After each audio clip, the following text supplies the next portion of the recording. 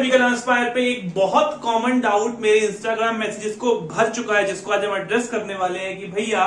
CLAT नहीं हो पाया तो अब क्या मैं ग्रेजुएशन साइड से कर लूं और फिर जाके 3 साल की एलएलबी कर लूं, क्योंकि मुझे तो लॉ ही करना है। तो क्वेश्चन हमारा एक्चुअली उठ रहा है कि 3 year LLB versus 5 year LLB में हमें कौन सा चुनना चाहिए, बिकॉज अल्टीमेटली हमारा टास्क तो हमें लॉ में पारंगत होना है। तो इस चीज को हम देख रहे होंगे। तो चलो सबसे पहले हम देखते हैं कि अगर तुम इस चीज को कंसिडर कर रहे हो दोस्त, अगर तुम 12th क्लास पास किए हो, 12th पास किए हो अभी और तुम क्लैट में नहीं ले पाए हो, तो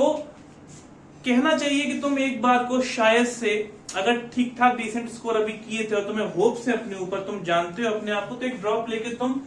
एनएलयूज के लिए ट्राई कर सकते हो। बिकॉज अल्टीमेटली जब हम देख रहे हो ग्रेजुएशन का खेल, तो 3 साल की तुम्हारी कोई भी ग्रेजुएशन हो रही होगी, चाहे वो बीएससी, बीए, बीकॉम जो भी तुम कर रहे होगे 3 साल की, और फिर उसके बाद तुम्हें किसी भी लॉ कॉलेज से जो कि तुम्हारे ट्रेडिशनल लॉ स्कूल्स होंगे, यानी कि तुम्हारे दिल्ली यूनिवर्सिटी, बनारस हिंदू यूनिवर्सिटी, जो कि बहुत कम ऑप्शंस ऑलरेडी अवेलेबल हैं, तो उसमें तुम क्या करोगे, 6 साल अपने वेस्ट करोगे। ठीक है, 6 साल जा रहे होंगे। यहाँ पे हमारे 12th क्लास के बच्चों के लिए दूसरी तरफ अगर हम देखें तो अगर वो एक ड्रॉप लेते हैं, यानी कि अगर वो आज की तारीख में 1 साल का ड्रॉप लेके एक तैयारी करते हैं क्लैट की और सिलेक्ट हो जाते हैं, तो फिर उनका अल्टीमेटली उनके भी 6 साल जा रहे होंगे, है ना, 6 साल जा रहे होंगे। तो यहाँ पे टाइम वाइज देखें तो 12th क्लास के बच्चे के लिए कोई हार्म नहीं है। सो आई थिंक यहाँ पे आप रिस्क ले सकते हो, बिकॉज अल्टीमेटली तुम क्या कर रहे होगे, तुम अपने लिए एक ऐसा बेस तैयार कर रहे होगे जो कि एनएलयूज ही तुम्हें प्रोवाइड कर सकते हैं। ठीक है, अब वो चाहे कोई भी एनएलयू हो, पहली बात। दूसरी बात, अगर हम बात करें 3 एलएलबी की, तो अब जो बंदा 12th पास किया था लास्ट ईयर, ठीक है, लास्ट ईयर, और 1 साल उसको हो गया तैयारी करते, इस साल उसने क्लैट का एग्जाम दिया और उसका नहीं हुआ। ठीक है, अगर वो नहीं कर पाया, अब इस सिचुएशन में उस बंदे को चॉइस करनी है, बिकॉज उसने क्या किया था, बहुत सारे बच्चे ऐसा करते हैं इसलिए बोल रहा हूं, उसने क्या किया था, 12th के साथ ही साइड से ग्रेजुएशन का फॉर्म डाल दिया था, जिस ग्रेजुएशन की 1 साल हो चुकी है, और वो चाह रहा है कि अब या तो मैं 5 साल की लॉ स्कूल में एडमिशन लूं या फिर इस ग्रेजुएशन को खत्म करूं और 3 साल की लॉ स्कूल में एडमिशन लूं। ठीक है, चलो अब इस सिचुएशन की ही मेन प्रॉब्लम है जो आज हम एड्रेस करने वाले हैं दोस्त। ठीक है, क्योंकि यहां पे हमारे पास 2 तरह के बच्चे हैं, एक जिन्हें जुडिशरी में जाना है, ठीक है, और दूसरा जिन्हें प्राइवेट प्लेसमेंट के लिए भी अपनी एक डिसेंट सीवी तैयार करने का मन है। ठीक है, अब इन दोनों बच्चों की अगर मैं बात करूं ना दोस्त, तो अगर यहां पे भी 2 कैटेगरी आ गई, एक जो प्राइवेट कॉलेजेस को अफोर्ड कर सकते हैं और एक जो नहीं अफोर्ड कर सकते। ठीक है,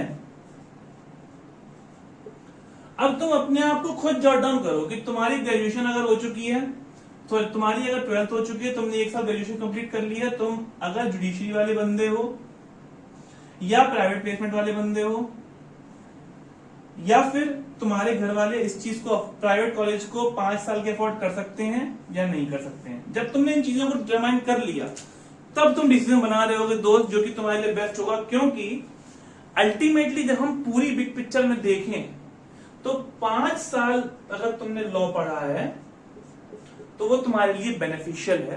कंपैरेटिवली 3 साल के। क्योंकि जब हम 5 साल का इंटीग्रेटेड कोर्स करते हैं, तो हमारे सेमेस्टर एग्जाम्स में 1 या 2 सब्जेक्ट्स बीए या बीबीए जो भी तुम्हारी डिग्री होती है, और बाकी सब्जेक्ट्स लॉ के होते हैं। तो ऐसे करते करते हमारा लॉ से टच 5 साल का लंबा हो जाता है।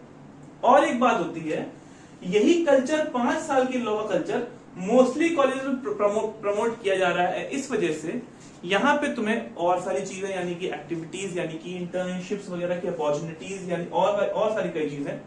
मैं कहूं तुम्हें चाहे मूट कोर्ट कॉम्पिटिशंस हुए, ऐसा नहीं है कि डीयू के या फिर बीएचयू के बच्चे जाते नहीं है, बट तुम खुद ही सोचो ना यार, जिस बंदे को मालूम है कि 3 साल बचे हैं उसके, जैसे कि फॉर एग्जांपल तुम फर्स्ट और सेकंड ईयर में ही तो एक्सप्लोरेशन करते हो अपने कॉलेज में, अगर तुम्हारे पास सिर्फ 3 ही साल है, तो तुम्हें लगेगा तुम 1 साल या फिर अपने आप एक्सप्लोर कर पाओगे, दूसरे साल से तुम क्या करोगे, तुम सीरियस हो जाओगे अपने किसी पर्टिकुलर टारगेट की तरफ। तो उस चीज को अगर हम देखें, तो हमारे लिए इस सिचुएशन में भी 5 साल का कोर्स ही अच्छा हो रहा होता है। तो चाहे तुम्हें प्राइवेट प्लेसमेंट चाहिए, चाहे तुम्हें जुडिशरी चाहिए, भाई मेरे तुम्हारे लिए 5 साल का कोर्स ही ठीक है। अब इसके बाद जो फैक्टर हम कंसिडर करेंगे वो है मनी। तो ऑब्वियसली जब हम सेंट्रल यूनिवर्सिटीज की बात करें, सेंट्रल यूनिवर्सिटीज की जो कि मोस्टली हमें लॉ 3 साल कराती हैं, उनकी फीस बहुत कम होती है। ठीक है, जिस बंदे को लगता है कि उसके लिए अफोर्डेबिलिटी एक इशू है, उसको डेफिनेटली ये ऑप्शन ऑप्ट करना चाहिए, क्योंकि मेरा शुरू से का कहना रहा है इस चैनल पे कि लॉ एक ऐसा सब्जेक्ट है ना दोस्त जिसे बंदे को खुद पढ़ना होता है। तो इसलिए अगर मैं इस चीज को हटा दूं, इस फैक्टर को हटा दूं, यानी कि अफोर्डेबिलिटी को, तो चाहे तुम ग्रेजुएशन 1 साल कर लिए हो, चाहे तुम्हारी 12th हुई हो, इस केस में तो फॉर श्योर 5 साल करनी चाहिए तुम्हें,